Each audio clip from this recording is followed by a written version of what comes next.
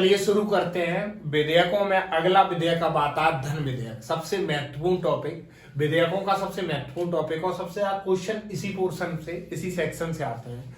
तो पहली बात करते हैं धन विधेयक की जो परिभाषा है। धन विधेयक की प्रक्रिया आर्टिकल 109 में है, लेकिन हम धन विधेयक की परिभाषा आर्टिकल 110 से पढ़ते हैं। तो सबसे पहला बात आता है कि धन विधेयक किस आर्टिकल में दिया गया है, तो अनुच्छेद 110 में दिया गया है। पहले ही क्लियर पॉइंट यहाँ क्लियर हो जाता है कि धन विधेयक किस अनुच्छेद में दिया है, 110 में। अच्छा, दूसरा पॉइंट याद रखिए कि कौन सा विधेयक धन विधेयक होगा, यह निर्धारण कौन करेगा, तो यह निर्धारण करता है लोकसभा अध्यक्ष। कौन सा विधेयक धन विधेयक होगा, यह निर्धारण करता है लोकसभा अध्यक्ष। अच्छा, अनुच्छेद 110(3) के तहत यह निर्धारण कौन करेगा, लोकसभा अध्यक्ष करता है कि कौन सा विधेयक धन विधेयक है। अब बात करते हैं, क्या धन विधेयक डायरेक्ट पेश कर दिया जाता है क्या, तो सामने धन विधेयक जो है वह राष्ट्रपति की पूर्व सहमति से पेश किया जाता है। धन विधेयक जो है वो राष्ट्रपति की, अगला क्वेश्चन बनता है क्या धन विधेयक किसकी सहमति से वो किया जाता है, प्रस्तुत राष्ट्रपति की पूर्व सहमति होती है, मतलब राष्ट्रपति पहले ही सहमति दे देता है। आर्टिकल 117 में इसका जिक्र है, राष्ट्रपति पूर्व सहमति दे देता है कि यह विधेयक को पेश किया जाए। तो राष्ट्रपति की पूर्व सहमति मिल गई। इसका निर्धारण लोकसभा अध्यक्ष करता है कि कौन सा विधेयक धन विधेयक है या धन विधेयक नहीं है। अब बात करते हैं, अच्छा, यह विधेयक जो है धन विधेयक केवल लोकसभा में प्रस्तुत होता है, केवल साधारण विधेयक दोनों में हो रहा था, धन विधेयक केवल लोकसभा में प्रस्तुत होगा। बोर्ड छोटा है, थोड़ा सा मैनेज करिए, 5-7 वीडियो के बाद बड़ा बोर्ड दोबारा हो जाएगा। तो मैं आपको कुछ चीजें नोट करवा दूंगा, कुछ नोट हैं जो थोड़ी आपको जटिल लगेंगी, सिंपल चीजें मैं लिख देता हूं तुरंत और बोल रहा हूं। तो आप देखेंगे कि धन विधेयक की बात आर्टिकल 110 में हुई। कौन सा विधेयक धन विधेयक है, इसका निर्धारण लोकसभा अध्यक्ष ने कर दिया राष्ट्रपति की पूर्व सहमति से। लोकसभा अध्यक्ष ने जो किया वो 110(3) के तहत है और पूर्व सहमति 117 में है। पूर्व सहमति किसमें है, 117 में। इसके बाद धन विधेयक जो है केवल लोकसभा में प्रस्तुत होता है। अगला पॉइंट ये बनता है, अब धन विधेयक कौन सा विधेयक धन विधेयक है उसके बारे में देखिए। तो कर का अधिरूपण यानी कर लगाना, कैसा कर लगाया जाएगा, इसके बारे में धन विधेयक में लिखा रहता है। कर का उत्साधन यानी कर वसूल करना, कर कैसे वसूल किया जाएगा।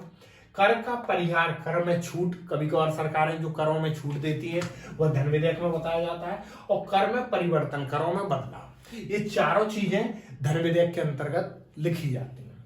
इसके बाद भारत सरकार द्वारा धन उधार लेना या देने के संबंध में नियम। भाई विधेयक क्या है, कानून, कानून में क्या होते हैं, नियम होते हैं। तो नियम मैंने लिखा नहीं है, आप समझ जाएंगे। भारत सरकार द्वारा धन उधार लेना या देने के संबंध में नियम की बात हुई। फिर भारत की संचित निधि, संचित निधि का एक लेक्चर होगा 4-5 मिनट का, उसमें डिटेल में बात होगी। से धन का विनियोजन, मतलब भारत की जो संचित निधि है उससे धन का लेन देन किस प्रकार होगा, इसके संबंध में नियम। भाई विधेयक क्या होता है, कानून होता है, कानून में क्या होते हैं, नियम होते हैं। किसी व्यय को भारत की संचित निधि पर भारित, मतलब आपने सरकार ने जो खर्च किया है वह क्या संचित निधि के द्वारा हुआ है, संचित निधि पर भारित है, मतलब उसकी जिम्मेदारी संचित निधि पे है। मतलब कुछ खर्च किया सरकार ने और इसका भार कहां करा, संचित निधि पे। ठीक है, संचित निधि को हम पढ़ेंगे एक लेक्चर में। तो अभी आप सिर्फ समझिए, तो धन विधेयक के बारे में ये जानकारी आप समझ गए। आर्टिकल 110 में धन विधेयक के बारे में बात कही गई है।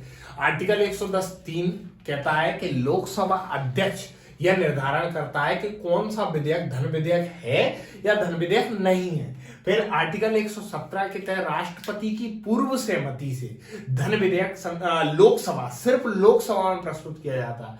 धन विधेयक सिर्फ लोकसभा में प्रस्तुत किया जाता है। फिर लोकसभा की वही प्रोसेस है, क्योंकि वो तो पास होना ही है राष्ट्रपति की पूर्व सहमति। फिर धन विधेयक पहुंचता है राज्यसभा। अब आपके दिमाग में क्वेश्चन आएगा, क्या राज्यसभा को धन विधेयक पर कुछ अधिकार है? तो नहीं है। राज्यसभा को कोई भी अधिकार नहीं है कि वह धन विधेयक में कोई परिवर्तन करे और वह परिवर्तन मान्य हो। इस प्रकार के कोई भी अधिकार राज्यसभा के पास नहीं है। फिर अगला क्वेश्चन बनेगा कि फिर राज्यसभा क्यों भेजा जाता है? तो सब मजे लेने को। अरे मजे अजे नहीं लेने को, राज्यसभा इसलिए भेजा जाता है कि राज्यसभा क्या होती है, थोड़ा बड़े लोगों की सभा है। बड़े लोगों की मतलब थोड़ा उम्र वाले लोग हैं, तो वह उनकी सिर्फ सलाह मांगी जाती है।